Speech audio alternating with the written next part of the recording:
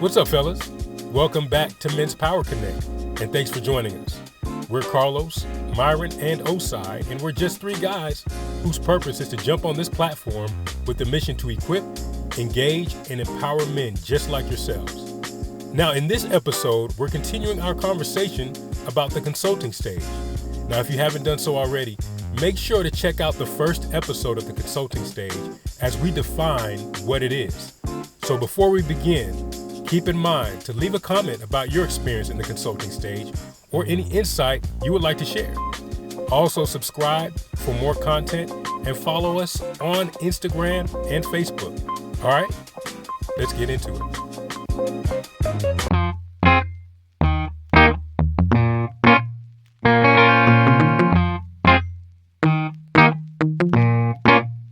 What would you say, if I may, what would you say is the opposite of that? You know, like you said, you now have given your sons kind of that rope, right? Mm-hmm. That leeway to kind of just live life, right? Yeah. They communicate with you, you celebrate them. But what's on the other side of that? You know, speaking to fathers that may not necessarily know how to pivot, you know, what are the consequences of not being able to pivot and still kind of being that helicopter parent? Yeah. Always wanting to know information, asking a whole bunch of questions, right? What do you think would be, I mean, I don't know if you had that experience, but, you know, just from your own experience and the way that you've done it, what would be the other side of that? What would be the consequences if you're just a little too intrusive? If you're too intrusive, I mean, what we've seen, there's just this defiance that starts to rise up in your son because he's like, wait a minute, I'm 25 years old and you're treating me like I'm 12. Wow. You're constantly doing that and you're constantly questioning.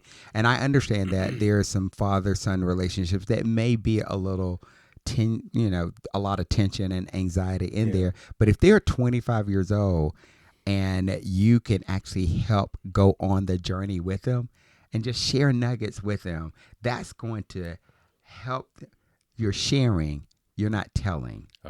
You're sharing. Yeah. You're being a part of the experience. Yeah. You're bringing your wisdom and your insight into that space. Right. But if you're always telling them what they need to be doing, and you're always on the, well, you need to watch out for this because this could happen. So it's all that negative tone. That's going to be very hard to develop a trusting relationship. Got it. Between you and your son at that point. I like that. And so here, let me just get our really quick. So my son, he was looking for a new car because one of his cars got totaled or whatever. So he was looking for a new car and he was so anxious about getting another car.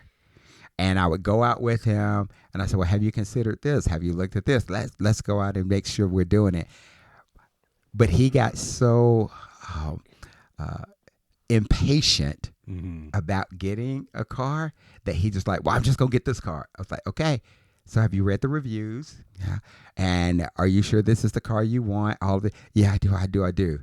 And he had so many issues with that car because he was so impatient, but I had to let him make that decision. Yeah. Got it. It wasn't a life-altering decision, but he understood what real, true research and being patient and waiting for the right deal, the right kind of car, all of that before he jumped in. And he just had, month after month after month after month, there was so many issues with that car. And he started to learn because now he started paying so much more. The learning. He started learning. Yeah. But now I never said, I told you so. It wasn't an I told you so moment. It was a learning moment for him.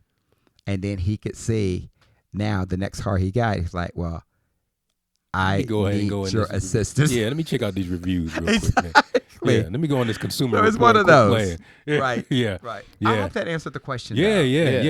No, 100%. It did. And I think, you know, just what I pulled out of that was space and opportunity for him to walk it out. Like, I'm there. I'm with you. I'm co-piloting, right? However, I don't want to be the one to say, this is what you need to do. Or I don't want to be the one to say, I'm just going to pull out since you're going to do what you want to do anyway. Right. you went through that experience with him, and you were able to give him feedback on it. And what it did was strengthen the relationship and really the bond, did. I'm sure. It Right. did. So yeah, that Very definitely much answers so. that question. Yeah. As always, I'm always in a reconciliation kind of mode or an experience mode with them, with both of them at this point, to where I want to see them. I see them as iron, and I'm helping to sharpen that iron. Mm-hmm. So I'm not going to pull back. I'm not going to ever just completely be void of their life. I'm not going to do that. Yeah. I'm going to be very intentional, the word you use, Myron. I'm going to be very intentional about where I show up as a dad, how I show up as a dad, with knowing that they have freedom, that they're making their own decisions, but how do I come alongside and ensure that they are still looking at all of the different options that they have when they're starting to make those decisions. And it's not an intrusive type of atmosphere or questioning or profiling. Yeah. It's more of, man, this is an exciting opportunity for you. Have you looked at? Have you considered this? I've got an experience. Here's someone that can help you. Mm-hmm. So they're seeing that, wow, he's really helping me to really understand why I need to make this decision and what maybe some of the outcomes that could be. So it's I tell you, I keep saying every stage is an exciting stage, but this is such an exciting stage because, dude, you got your man with you. Yeah, man. The man that you I'm raised. looking forward to that, man. The man that, you're like, dude, I held you in your arms when you first came out of your mother's womb. And now we get to do life together. Wow. You a man, I'm a man.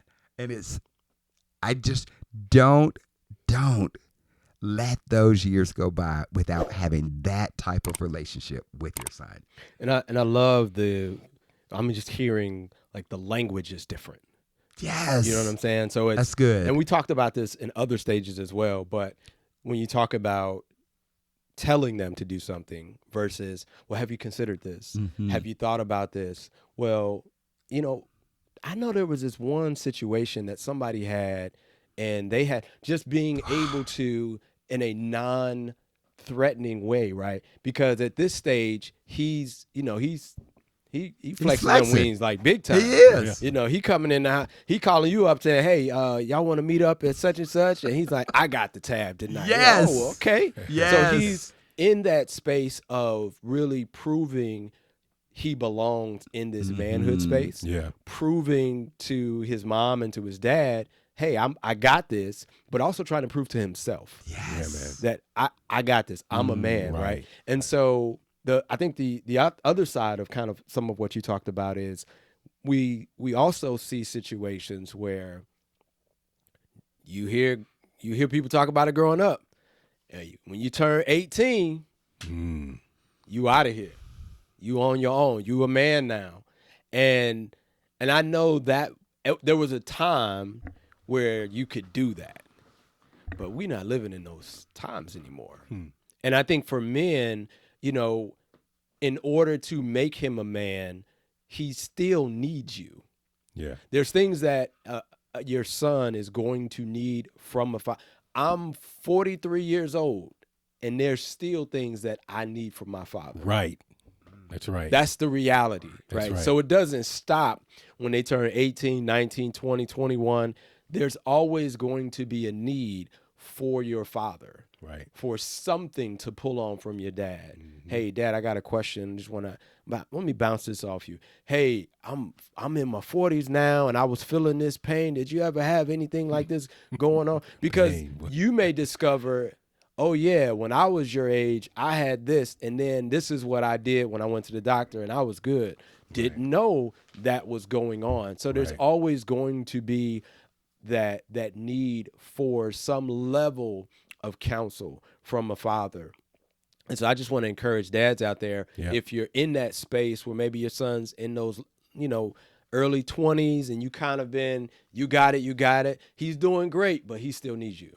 Right. He still needs you to affirm who he is. He still needs you to encourage him. He still needs you to teach him things because he hasn't fully grasped that concept of manhood in totality, because we didn't grasp it. I didn't know everything about manhood when I was 19, 20, 24, 25. Most of us, you know, I mean, it is a learning. We talked about this in another episode, a learning, growing into manhood, right? We're always learning, or we should always be learning and always growing into manhood. Yeah, no, I like that, man. Yeah. This is an opportunity for you to help them to start creating wealth. And I'm not just talking about financial wealth, which is very important. It is a time for them to start creating financial wealth. But also they have other relational wealth and capital that they're actually building at that point. They've got their career wealth that they're building at this point.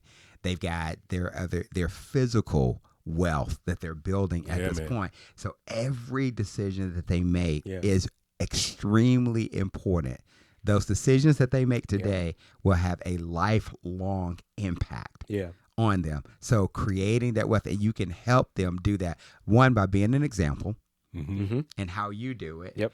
Two, by calling on the community of other men that you have had in their lives and walking through. I'm always like, dude, if you can call and reach out to my son, please do it, because I trust you. I know what you're going to say. Right. And then three, that you're intentional about creating those experiences with them. Yes. And sometimes it's hard to go through those because they're like, I don't understand this 401k, this 457b, this retirement plan. I don't understand. Why do I have to give so much money?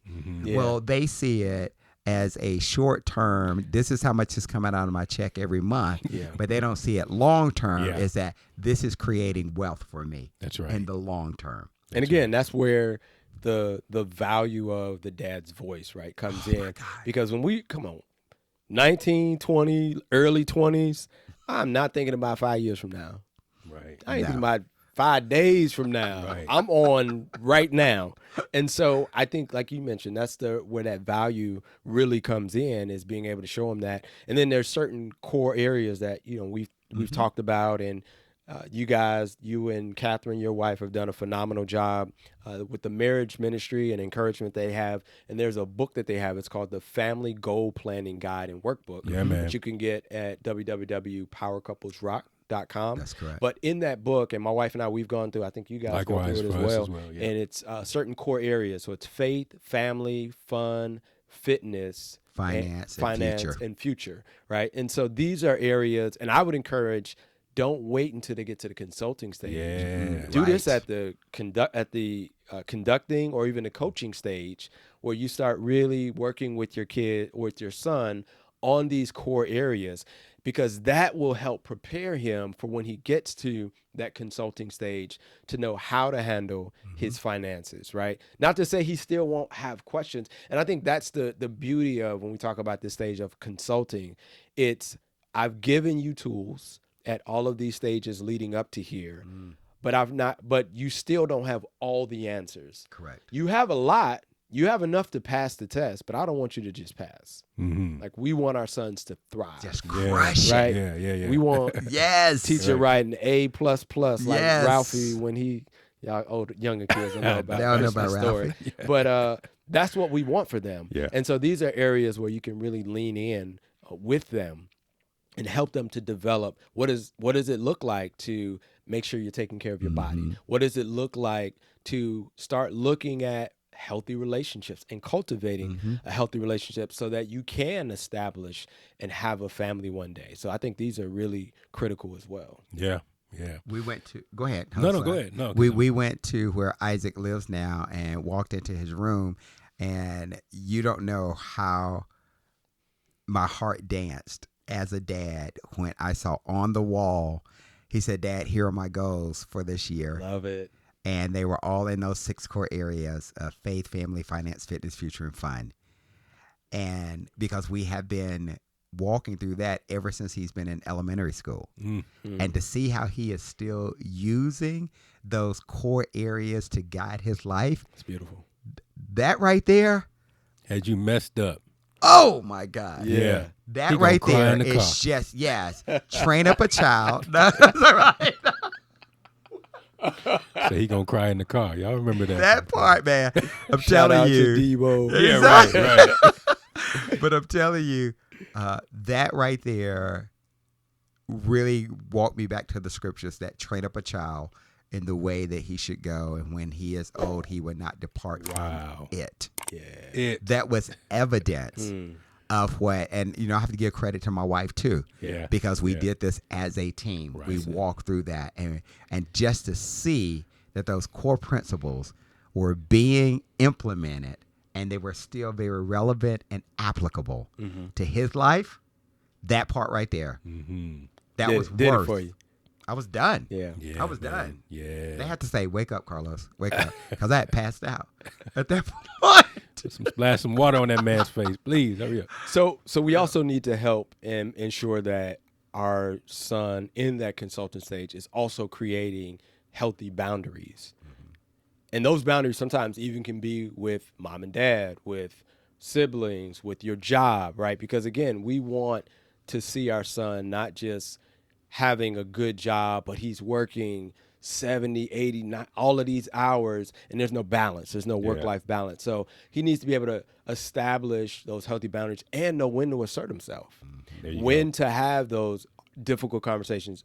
You and I, we were sharing about a conversation I was having with one of my nephews, and just talking about something that was going on with work and how he's in that consulting stage, right? And so how he could handle being able to say, hey, in this particular work environment, I don't feel valued. You guys are not valuing what I bring to the organization. And because of that, it's impacting how I'm showing up every day. And so I think it's important for them to be able to know you have to have those conversations. You cannot pull back from that. But those conversations will establish in the eyes of your leadership, okay, this is a fully formed adult. I have to treat him as such, and I'm not going to be able to just walk over him. Yeah. So I think those things are well, I love that what you're doing is you're helping him to process through that and helping him to understand the best way to approach that situation, because he's never been in that situation again. Right. He has never been in that situation. Before, So now to have someone of sage and experience that he can process through that with, and then he can walk in with a lot more confidence because you've prepped him. You've helped him. And so love to see what the outcome is on that. Hopefully that not just for his employer, but for him to know how to best use his voice going forward. And I think that's the thing, like, and we learn this as young men growing into men, that those types of conversations that's the building blocks for not today, but for 5 years from now, 10 years from now, when you're sitting in an interview for the job you really want, and you've had the collective experience of being able to assert yourself, speak up for yourself, and even knowing how to brag on yourself, right? Because a lot of people struggle with, when they go for an interview, okay, well, tell us some things about you. I'm smart, and I like people. I am kind. And I am important. Not even potent. But a lot of people not on the interview. Please don't pull that on it. Which, I mean, and we've all been there, right? So it's not taking shots. We've all been there. Sure. And we had to grow to the place of, now when we prepare for an interview, we know I need to do my research. I need to understand who's interviewing me. I understand what are the weaknesses within that organization, what are their strengths, where are the areas maybe they're lacking, right? But you don't know that at 19, 20, 21. So that's when dad comes into play again and say, hey, you got that interview next week. I'm clearing my schedule just in case you and I want to get together, have some coffee, and I've got some things I can share with you for preparation for the interview if you have some time for that. Or here's a resource for you. Or here's a resource. Uncle Myron or Uncle Osei that can actually walk you through that, because they're in the same industry or they've got a lot of experience in that space.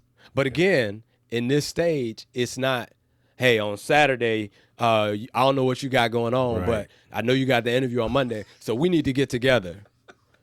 That's where I'm at now, the conducting stage. Like, hey, you got that game coming up next week?